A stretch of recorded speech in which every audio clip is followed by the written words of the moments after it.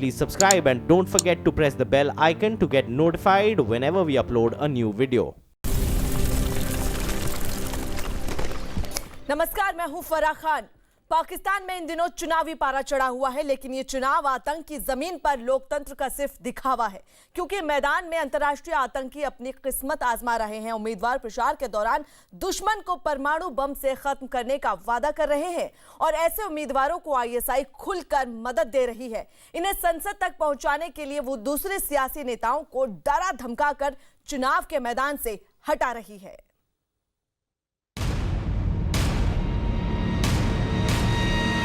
इंशाअल्लाह हमने इस मुल्क का दिफा करना है। पाकिस्तान पर कब्जे के लिए आईएसआई और हाफिज ने मिलाया हाथ।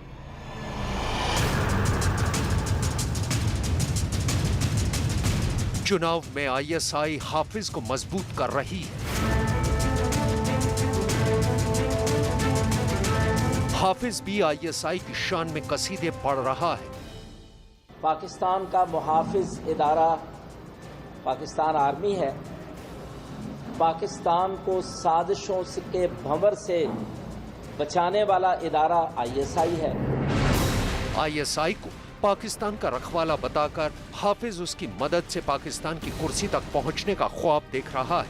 आईएसआई भी हाफिज के जरिए अपने कई मंसूबों को अंजाम तक पहुंचाना चाह रही है, इसलिए वो खुलकर चुनाव में दखल दे रही है और उसकी कोशिश हाफिज के उम्मीदवारों की जीत पक्की करने की है। इसका सबसे बड़ा पावरफुल टूल आईएसआई है। वो हमेशा से चाहता है कि सरकार ऐसी हो जो उनके नक्शे कदम पर चले, और पिछले कुछ समय से नवाज शरीफ और सैनिक जो शासन है उसके बीच में टकराव की स्थिति चल रही है, और इसलिए वो ये नहीं चाहते कि कोई ऐसी सरकार आए जिसका कि जो नेता हो वो सेना से खुलेआम टक्कर लेने की कोशिश करे।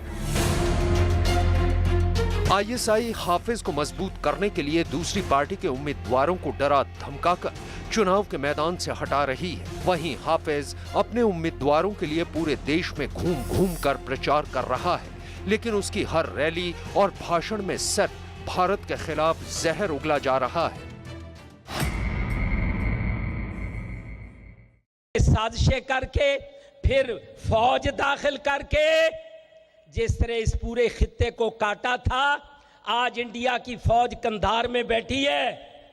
कंधार से लूगर तक ये सारे इंसर्जेंसी के सेंटर अमेरिका ने इंडिया को बना के दिए। हाफिज युवाओं को आतंकी बनाने के लिए जिस जुबान का इस्तेमाल करता था, वो उसी अंदाज में अब वोट हासिल करने की कोशिश कर रहा है। जानकारों के मुताबिक इस तरह वो पाकिस्तान में मौजूद कट्टरपंथियों के सारे वोट बटोरना चाहता है। साथ ही भारत के खिलाफ माहौल बनाकर सेना और आईएसआई को भी मजबूत करना चाहता है, ताकि चुनाव में भी उनका दखल बना रहे। भारत के खिलाफ जहर उगलना तो हाफिज सईद की आदत सी रही है, और वो ये सोच रहा है कि शायद जनता जो है उसको समर्थन देगी, क्योंकि इस तरीके के कट्टरपंथी भाषणों से कई बार जो है जनता स्वे हो जाती है। हाफिज और आईएसआई मिलकर पाकिस्तान पर कब्जे के जो मोहरे चल रहे हैं, उससे भारत के लिए एक बड़ी चुनौती खड़ी हो सकती है, क्योंकि हाफिज अगर पाकिस्तान की कुर्सी तक न पहुंचकर सिर्फ किंग मेकर भी बन जाता है, तो पाकिस्तान की ओर से भारत विरोधी साजिशें और तेज हो जाएंगी। फिर हाफिज सरकार पर दबाव बनाकर कश्मीर में जिहाद के नाम पर पैसे भी ले सकता है। हाफिज सईद का चुनकर या उसकी पार्टी के लोगों का चुनकर आना संसद में एक गंभीर मसला होगा, क्योंकि उसकी जो कट्टरपंथी सोच है और कश्मीर के मामले में जो एक भारत विरोधी उसकी जो पहल रही है हमेशा से, वो थोड़ा और ज़्यादा बुलंद हो जाएगी। हाफिज का सियासी कद जिस तरह से बढ़ रहा है, उससे दुनिया भी एक बड़े खतरे की आहट महसूस कर रही है, क्योंकि हाफिज अगर पाकिस्तान की कुर्सी पर कब्जा करने में कामयाब हो गया तो पाकिस्तान के करीब 150 परमाणु बम उसके हाथ में आ जाएंगे। एक आतंकी के हाथ में परमाणु हथियार आने से दुनिया के किसी भी आतंकी संगठन को परमाणु ताकत मिल सकती है।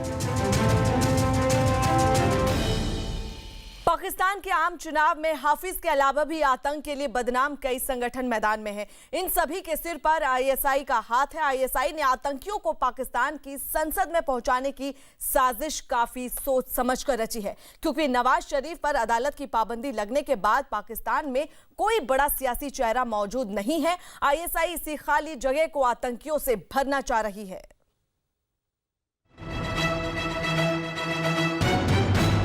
पाकिस्तान में हो रहे आम चुनाव में हाफिज के अलावा भी कई ऐसे चेहरे हैं जिन्हें दुनिया में आतंक का आका माना जाता है, लेकिन इस चुनाव में ये सभी पूरी ताकत के साथ पाकिस्तान पर कब्जे की कोशिश में लगे।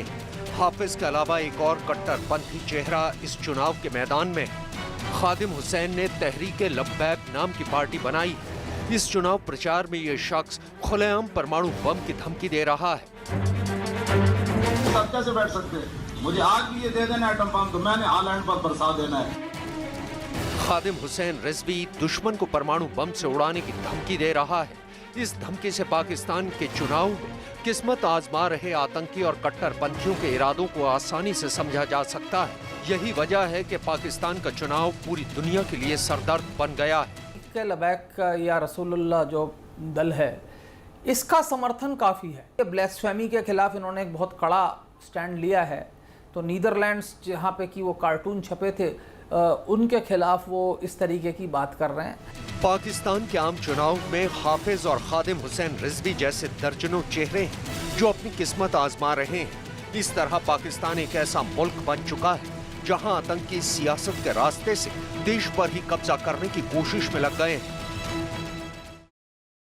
पाकिस्तान की कुर्सी पर कब्जा करने के लिए आईएसआई और हाफिज सईद ने खुलकर एक दूसरे का दामन थाम लिया है। हाफिज सईद आईएसआई की शान में कसीदे पढ़ रहा है, जबकि आईएसआई उसके उम्मीदवारों की खुलकर मदद कर रही है। इस तरह आईएसआई हाफिज को अपनी कठपुतली बनाकर पाकिस्तान की कुर्सी पर बिठाना चाह रही है। इसे अंजाम देने के लिए और कोई भी वो हथकंडे अपना सकती है। सैयद सलाहुद्दीन को आपका एतमाद। आतंक की जमीन पर लोकतंत्र का दिखावा। चुनाव के नाम पर आतंकियों को मजबूत करने की चाल।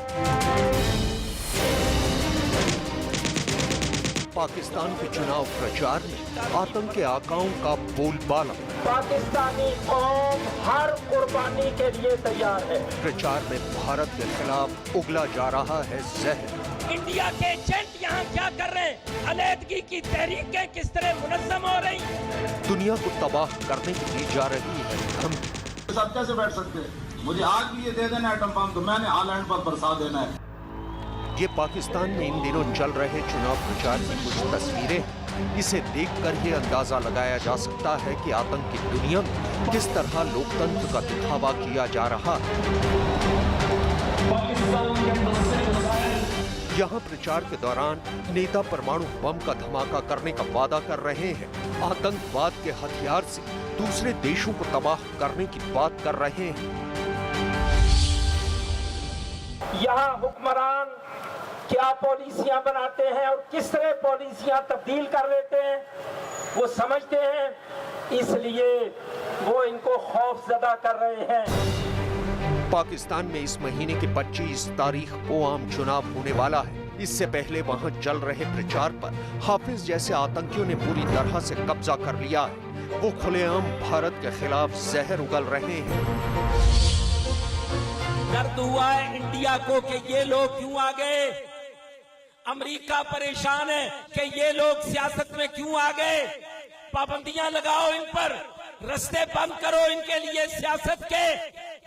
वो ये समझते हैं अगर ये जमात पाकिस्तान के अंदर मजबूती से खड़ी होती है तो इंशाअल्लाह इंडिया के भी रास्ते बंद होंगे।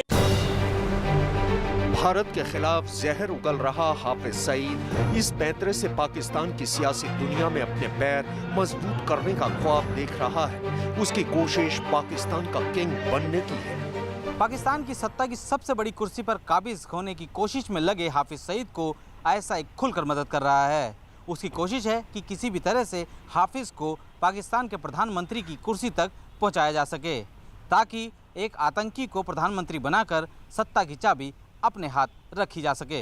हाफिज को पाकिस्तान का अगला प्रधानमंत्री बनाने के लिए आईएसआई खुलकर मैदान में आ चुकी है। वो पूरे देश में हाफिज के उम्मीदवारों को मजबूत करने में जुटी है।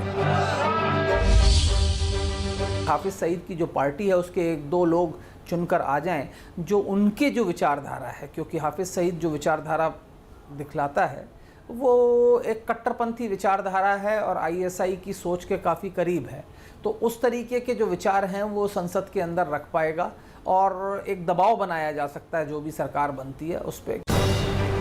पाकिस्तान के चुनाव में हाफिज की जमीन मजबूत करने और उसकी पार्टी को ज्यादा से ज्यादा सीटें दिलाने के लिए आईएसआई ने पूरी चुनावी प्रक्रिया को ही बंधक बना लिया।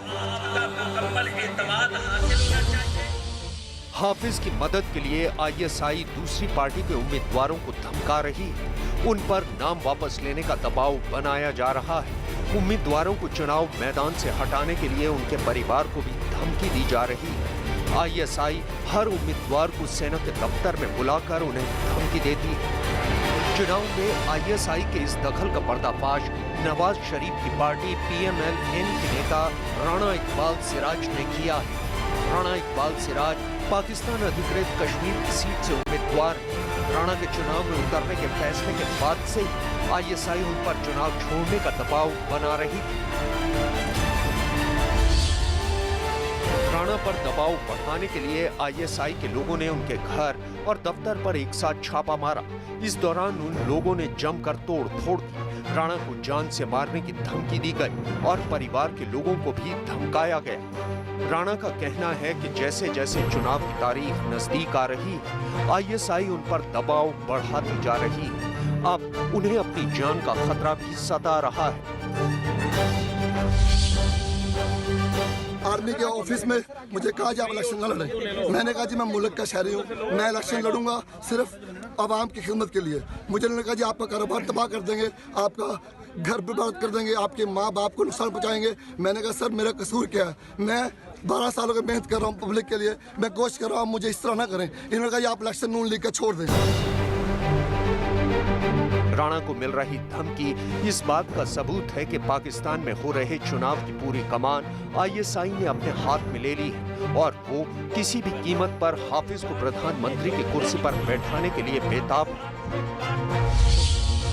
एक आतंकी को एक मास लीडर का चेहरा बनाने का देने का प्रयत्न पाकिस्तान आर्मी कर रहा है, क्योंकि पाकिस्तान आर्मी जानता है कि नवाज शरीफ के भी पार्टी को नहीं चाहता, इमरान खान को भी नहीं चाहता। आप देखें हाल फिलहाल में इमरान खान पे मतलब उसको अटैक किया गया है।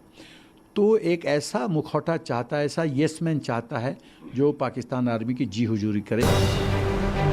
पाकिस्तान के चुनाव में फिलहाल हवा नवाज शरीफ की पार्टी के पक्ष में दिख रही है। यही वजह है कि आईएसआई उनकी पार्टी के उम्मीदवारों को खास तौर पर निशाना बना रही है, क्योंकि अगर वो इन्हें मैदान से हटाने में कामयाब हो जाती है तो हाफिज के उम्मीदवार मजबूत हो जाएंगे।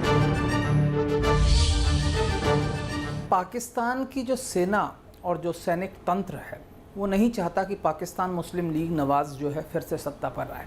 और इस वक्त जो जनता की जो विशेषकर पंजाब में जो कि उनका सबसे बड़ा सूबा है, वहाँ जनता अभी भी पाकिस्तान मुस्लिम लीग नवाज शरीफ के साथ है और ये सेना को गवारा नहीं है। पाकिस्तान में हो रहे इस चुनाव पर पाकिस्तान का ही भविष्य नहीं टिका है, बल्कि पूरी दुनिया की निगाहें भी लगी हैं, क्योंकि इस चुनाव में आतंकी जिस मजबूती से सियासत की दुनिया में उतरे हैं, उससे पूरी दुनिया के लिए खतरा पैदा हो गया है।